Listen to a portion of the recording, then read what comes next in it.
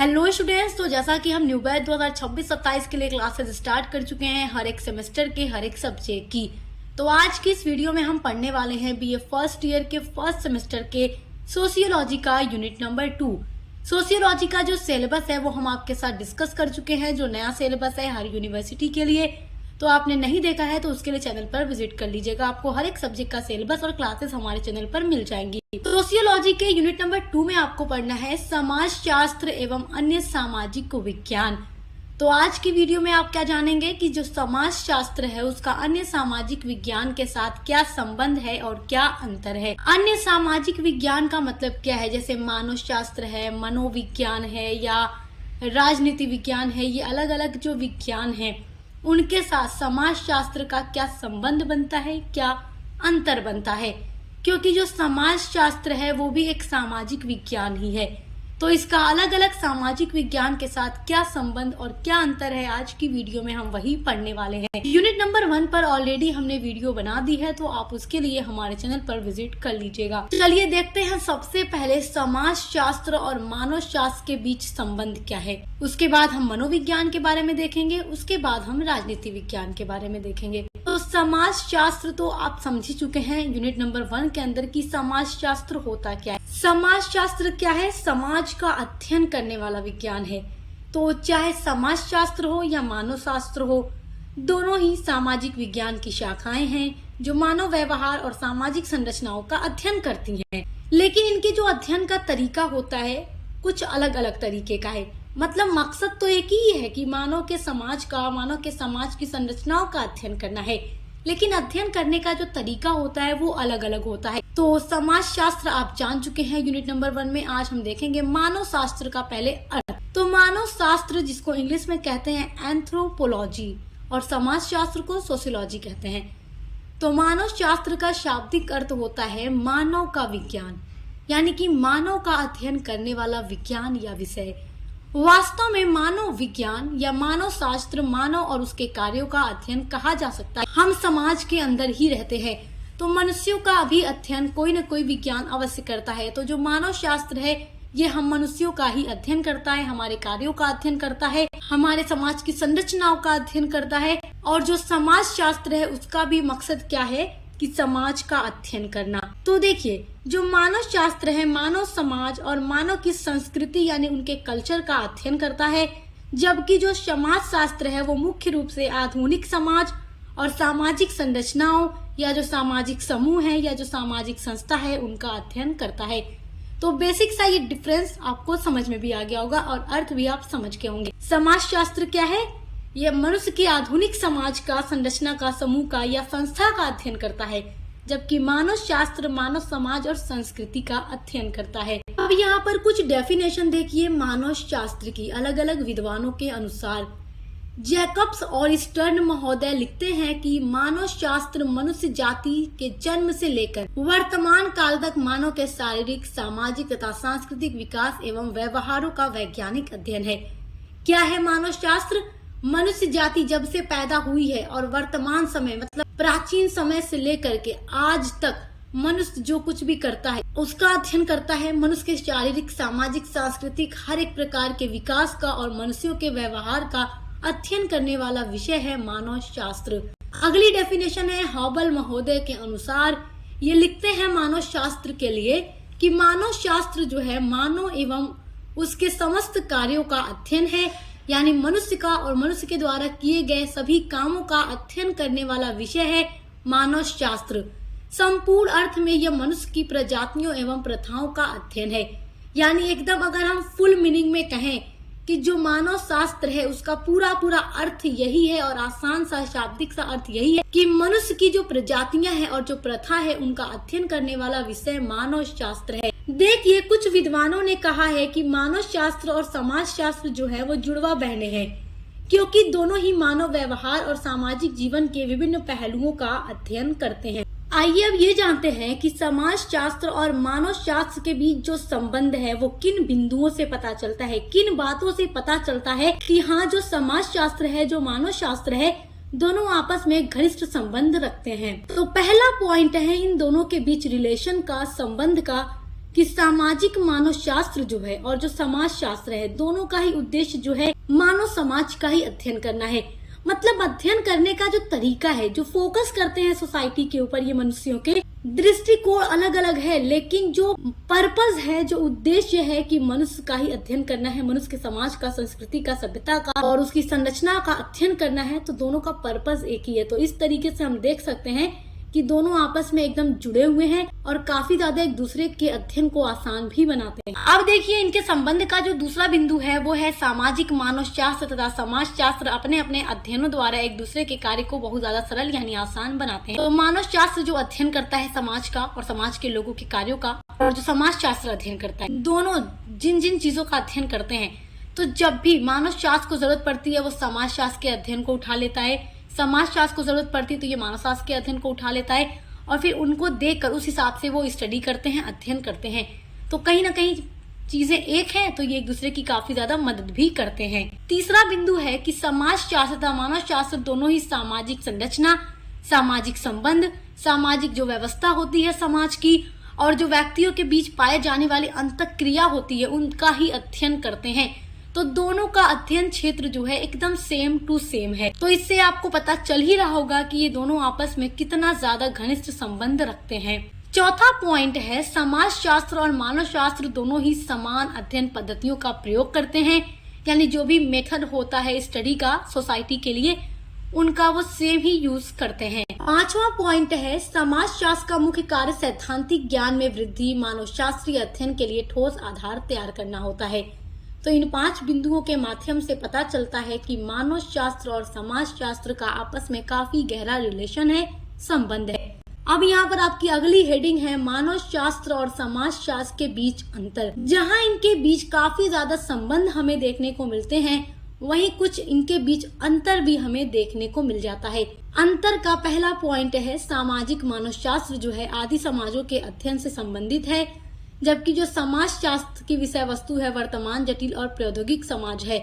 यानी मानव शास्त्र आदि समाजों के अध्ययन से, मतलब प्राचीन समाजों के अध्ययन से जुड़ा होता है, जबकि जो समाज शास्त्र है इसकी जो विषय वस्तु है, इसका जो स्कोप है वो वर्तमान समाज की जटिल और प्रौद्योगिक समाज है, मतलब आज के टाइम का अध्ययन करना है। तो ये पहला अंतर हो गया इनके बीच। समाज शास्त्र और मानव शास्त्र के बीच अंतर का जो दूसरा बिंदु है वो ये है कि जो समाज शास्त्र होता है ये एक विशुद्ध विज्ञान कहा जाता है, जबकि जो मानव शास्त्र होता है इसको एक व्यवहारिक विज्ञान माना जाता है। उसके अलावा जो अंतर का तीसरा बिंदु है वो ये है कि जो सामाजिक मानव शास्त्र है इसके अंदर आदिम समाज से संबंधित हर प्रकार की विशेषताओं का अध्ययन किया जाता है, जबकि जो सोशियोलॉजी है इसमें केवल क्या अध्ययन किया जाता है, जो समाज क्या सामाजिक संबंध है, लोगों का जो सामाजिक संबंध है, सोशल रिलेशन है, जो पूरा सोसाइटी का स्ट्रक्चर है, उन सभी का अध्ययन समाज शास्त्र के अंतर्गत किया जाता है। तो आई होप आप इसके बीच संबंध और अंतर समझ के होंगे। अब आपका जो दूसरा टॉपिक शुरू होता है वो है समाज शास्त्र और मनोविज्ञान में संबंध और अंतर। मनोविज्ञान को देखिए इंग्लिश में साइकोलॉजी कहते हैं, और जो साइकोलॉजी है ये एक तरह का सामाजिक विज्ञान है, यानी सोशल साइंस है। तो समाज शास्त्र हो या मनोविज्ञान हो, दोनों ही सोशल साइंस हैं, सामाजिक विज्ञान है। तो इनके बीच भी कुछ गहरा संबंध बनता है और कुछ अंतर भी बनता है। तो आइए अब इनके बीच संबंध और अंतर के बारे में समझ लेते हैं। एग्जाम के पॉइंट ऑफ व्यू से ये टॉपिक भी बहुत इंपॉर्टेंट है। देखिए जो मनोविज्ञान का शाब्दिक अर्थ होता है उसका मतलब होता है मन का विज्ञान, यानी हम मनुष्यों के मन का अध्ययन करने वाला विज्ञान। तो हम एकदम आसान शब्दों में ये कह सकते हैं कि जो मनोविज्ञान है वो सामाजिक विज्ञान के एक ऐसी शाखा है जो मन का अध्ययन करती है। किसके मन का? मनुष्यों के, प्राणियों के, जीव जंतु पक्षी, हर किसी के मन का अध्ययन करता है जो मनोविज्ञान है। जो मनोविज्ञान है इसको अंग्रेजी में यानी इंग्लिश में साइकोलॉजी कहते हैं। साइकोलॉजी शब्द जो है वो यूनानी भाषा के 2 शब्दों से मिलकर बना है। तो इंग्लिश का साइकोलॉजी वर्ड जो है ये यूनानी भाषा के 2 शब्दों से मिलकर बना है। यूनानी भाषा का पहला शब्द है साइके और दूसरा शब्द है लोगस, जिसमें साइके का मतलब होता है आत्मा या जीवन यानी सोल या लाइफ, और लोगस का मतलब होता है ज्ञान, विज्ञान या व्याख्या करना। तो इस तरीके से एकदम इसका जो आसान सा अर्थ निकलता है मनोविज्ञान का वो यही है कि आत्मा का अध्ययन करना, जीवन का अध्ययन करना। तो मनोविज्ञान का मतलब है मन का अध्ययन करने वाला विज्ञान। तो मनुष्य जो है कहाँ रहता है? सोसाइटी में, समाज में रहता है, और मनुष्यों के मन का अध्ययन कौन करता है? मनोविज्ञान करता है। और मनुष्यों के समाज का, अंतःक्रियाओं का, संरचनाओं का और हर प्रकार के रिलेशन का अध्ययन कौन करता है? समाजशास्त्र करता है। तो आइए इसके बारे में देखते हैं। तो सबसे पहले तो ये जान लीजिए कि मनोविज्ञान जो वर्ड है, इसका सबसे पहले यूज करने का जो श्रेय है वो जर्मनी के विद्वान या दार्शनिक रुडोल्फ गोल्काय को दिया जाता है, क्योंकि इन्होंने ही सबसे पहले मनोविज्ञान शब्द को यूज किया था। अब यहाँ पर मनोविज्ञान की कुछ डेफिनेशन देख लेते हैं जो आपके एग्जाम के लिए काफी ज्यादा इंपॉर्टेंट है। एग्जाम में जब भी आपसे क्वेश्चन पूछेगा तो आप समाजशास्त्र, मनोविज्ञान दोनों का अर्थ लिखकर दोनों की परिभाषा लिखिएगा। उसके बाद दोनों के बीच संबंध और अंतर के बारे में अपनी कॉपी में लिख कर आइएगा, तब आपको नंबर बहुत अच्छा मिलेगा। एग्जाम में कॉपी किस तरीके से लिखनी है, इन सब के बारे में मैं अलग वीडियोस बनाती रहती हूँ, तो आपको टेंशन लेने की जरूरत नहीं है। मनोविज्ञान की पहली डेफिनेशन देखिए स्किनर के अनुसार। स्किनर लिखते हैं कि मनोविज्ञान जो है व्यवहार और अनुभव का विज्ञान है। मनुष्य जो कुछ भी अनुभव करता है या जो कुछ भी व्यवहार करता है, जो उसका बिहेवियर है, उसका मन है, उनका अध्ययन करने वाला विज्ञान है मनोविज्ञान। अगली डेफिनेशन है बोरिंग के अनुसार। ये लिखते हैं कि मनोविज्ञान मानव प्रकृति का अध्ययन है। मानव प्रकृति का अध्ययन क्या है? मनोविज्ञान है। बहुत ही सिंपल सी दोनों डेफिनेशन है, तो नोट जरूर कीजिएगा।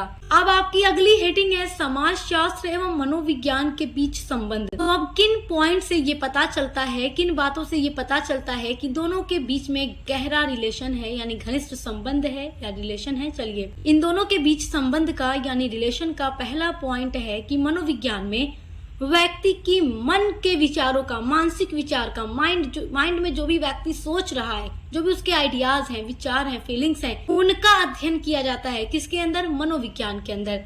जबकि जो सोशियोलॉजी है, इसमें मनुष्य की जो भी अंतःक्रियाएं हैं, मनुष्य जो कुछ भी व्यवहार कर रहा है, समाज में रहकर जो भी अंतःक्रियाएं कर रहा है एक दूसरे के साथ, और जो सामाजिक पर्यावरण है उनका अध्ययन करते हैं मनोविज्ञान के अंदर। तो कहीं ना कहीं चीजें जुड़ी हुई हैं। मनुष्य रहता कहाँ है? समाज में। समाजशास्त्र किसका अध्ययन करता है? समाज का। मनोविज्ञान किसका अध्ययन करता है? समाज में रहने वाले मनुष्यों के मन का, उनके विचार का, उनके अनुभवों का। संबंध का दूसरा पॉइंट है कि समाजशास्त्र और मनोविज्ञान एक दूसरे से घनिष्ठ रूप से संबंधित है, क्योंकि जिस प्रकार समाजशास्त्र का केंद्रीय विषय समाज होता है और समाज की व्यवस्था समाजशास्त्र का मेन बिंदु है जिस पर वो अपना ध्यान लगाता है और अध्ययन करता है, उसी प्रकार मनोविज्ञान का जो केंद्रीय विषय है, मेन जो सब्जेक्ट है जिस पर मनोविज्ञान फोकस करता है स्टडी करने के लिए, वो व्यक्तित्व है यानी पर्सनालिटी है। किसकी पर्सनालिटी? इंसानों की पर्सनालिटी जो है उसका अध्ययन कौन करेगा? मनोविज्ञान करेगा। तो जब मनोविज्ञान व्यक्तित्व का अध्ययन करता है और जब समाजशास्त्र समाज में रहने वाले लोगों के सामाजिक संबंधों और अंतःक्रियाओं का अध्ययन करता है, तो मनोविज्ञान मनुष्य के मन का तो अध्ययन कर चुका है। अब जो कर चुका है उसकी हेल्प लेकर समाजशास्त्र क्या करेगा कि समाज में रहने वाले लोगों के मन के बारे में जानने के बाद वो उनकी अंतःक्रियाओं, उनके व्यवहारों के बारे में अध्ययन करेगा। तो कहीं ना कहीं सब एक दूसरे पर डिपेंड होते हैं, एक दूसरे की सहायता लेकर काम करते हैं। दोनों के बीच संबंध का तीसरा पॉइंट है कि जो साइकोलॉजी का इंटरेस्ट है वो इंसानों में है, व्यक्ति में है, न कि सामाजिक परिस्थितियों में। और सोशियोलॉजी का जो पूरा का पूरा इंटरेस्ट है वो सामाजिक परिस्थितियों में है, यानी कि समाज के अंदर जो परिस्थितियां हैं। अब परिस्थितियां बनेंगी किससे? व्यक्ति से ही, क्योंकि समाज में रह कौन रहा है? हम व्यक्ति रहते हैं, हम मनुष्य रहते हैं।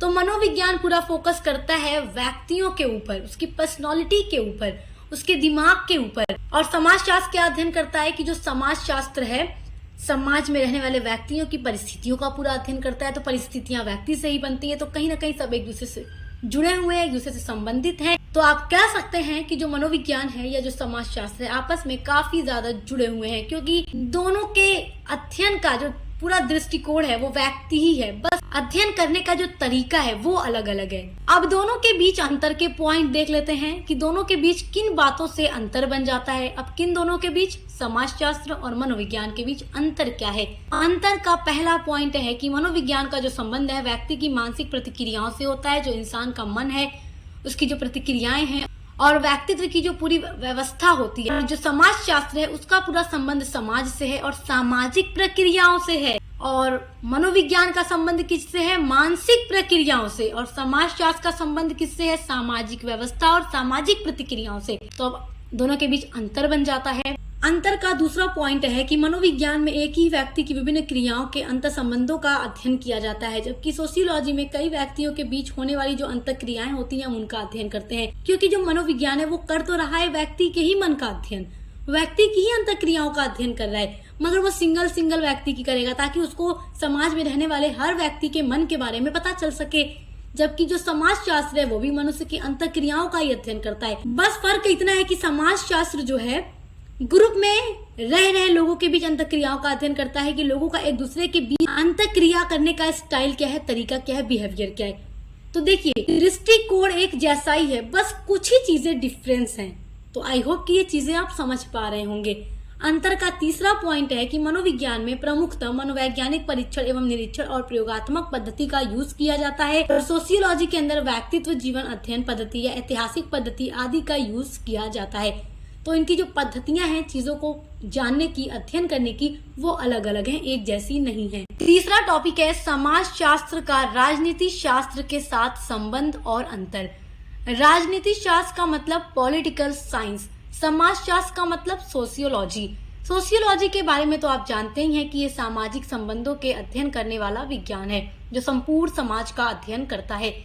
राजनीति शास्त्र भी आप लोगों ने पढ़ा होगा और बहुत सारे बच्चे ऐसे हैं जो पढ़ भी रहे होंगे अपने मेजर या माइनर सब्जेक्ट के रूप में। तो आप जानते ही हैं कि आप राजनीति शास्त्र के अंतर्गत किन चीजों का अध्ययन करते हैं।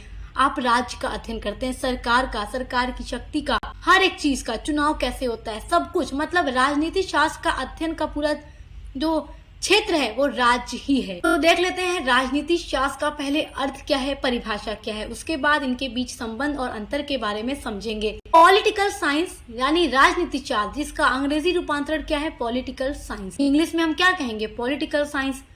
यूनानी भाषा के शब्द पॉलिटिक्स से निकला है, पॉलिटिक्स शब्द। तो यूनानी भाषा का ही शब्द है पॉलिटिक्स, उसी से बना है पॉलिटिक्स वर्ड इंग्लिश का। पॉलिटिक्स शब्द का स्रोत है पोलिस, और पोलिस का अर्थ है यूनानी भाषा में नगर राज्य।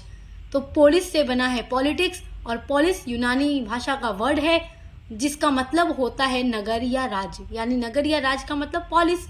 अतः शाब्दिक अर्थों में हम कह सकते हैं कि राजनीति शास्त्र वह विषय है, एक ऐसा सब्जेक्ट है जो राज्य का पूरा अध्ययन करता है। साधारण शब्दों में कह सकते हैं कि राजनीति शास्त्र को मनुष्य की राजनीतिक संस्थाओं, शक्तियों का अध्ययन करने वाला विज्ञान कहा जा सकता है, जिसमें केवल राज्य का अध्ययन करते हैं, राज्य की जो सरकार है, केंद्र की जो सरकार है, उनकी शक्ति का अध्ययन करते हैं, जो न्यायपालिका है, व्यवस्थापिका है, कार्यपालिका है, उन सब चीजों के बारे में अध्ययन करते हैं। इलेक्शन कैसे होता है, उसकी पूरी संरचना क्या है, लोकसभा, राज्यसभा, हर एक चीज का अध्ययन हम किसके अंतर्गत करते हैं, पॉलिटिकल साइंस के अंतर्गत ही करते हैं। अब देख लेते हैं राजनीति शास्त्र की डेफिनेशन। तो गवर्नर महोदय लिखते हैं कि राजनीति शास्त्र का जो आरंभ है यानी जो शुरुआत है और जो अंत है वो राज्य के साथ ही होता है। यानी अगर जब भी राजनीति शास्त्र की बात आए तो समझिए राज्य की बात हो रही है। अगर राज्य, तो राजनीति शास्त्र की शुरुआत और इसकी समाप्ति राज्य के साथ ही होती है। दूसरी डेफिनेशन है अरस्तु के अनुसार। तो अरस्तु महोदय लिखते हैं कि राज्य की उत्पत्ति जो है मनुष्य के जीवन के लिए होती है, ताकि मनुष्य उन जगहों पर रहकर अपना जीवन गुजार सके, और इसका अस्तित्व मनुष्य के अच्छे जीवन के लिए बना रहता है। और राज्य की जो अस्तित्व है वो क्यों बनी रहती है, ताकि मनुष्य अपना जीवन अच्छे से गुजार सके, मनुष्यों की जो लाइफ है वो अच्छी बनी रहे, इसीलिए राज्य का अस्तित्व रहता है।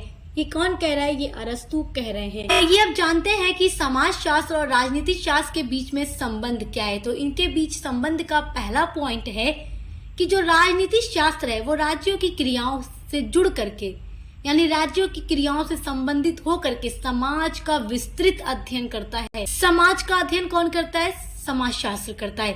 लेकिन जो राजनीति शास्त्र है इसमें हम राज्य की क्रियाओं का अध्ययन करते हैं। तो जो राजनीति शास्त्र है वो राज्य की क्रियाओं से तो जुड़ा रहता है, लेकिन इन क्रियाओं से जुड़ करके वो समाज का भी अध्ययन करता है।